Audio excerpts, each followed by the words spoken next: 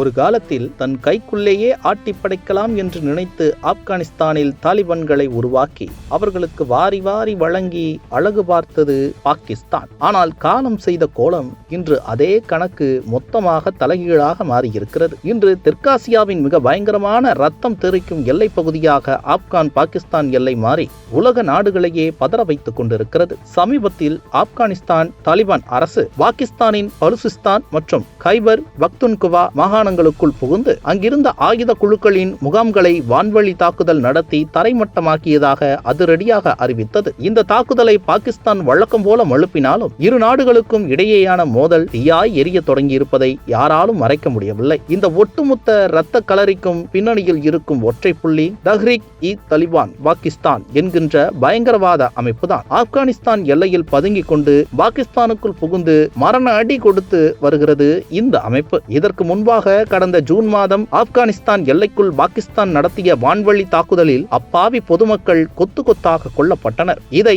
ஐக்கிய நாடுகள் சபையும் பகிரங்கமாக உறுதிப்படுத்தியது.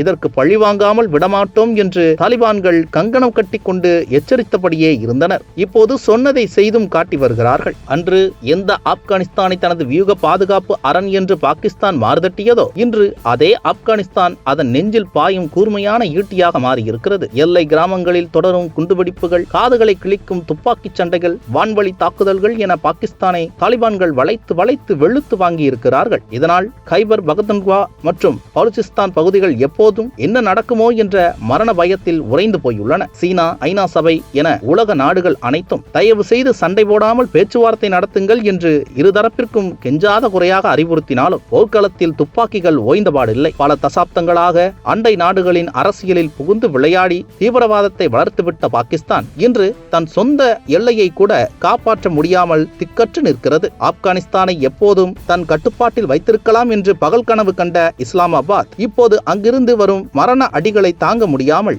திணறி வருகிறது. வினையை விதைத்தவன் வினையை அறுப்பான் என்பதற்கு ஏற்ப தெற்காசிய அரசியலின் மிகப்பெரிய அதிர்ச்சிகரமான வரலாற்று முரண்பாடாக இந்த புதிய எல்லை போர் வெடித்திருக்கிறது.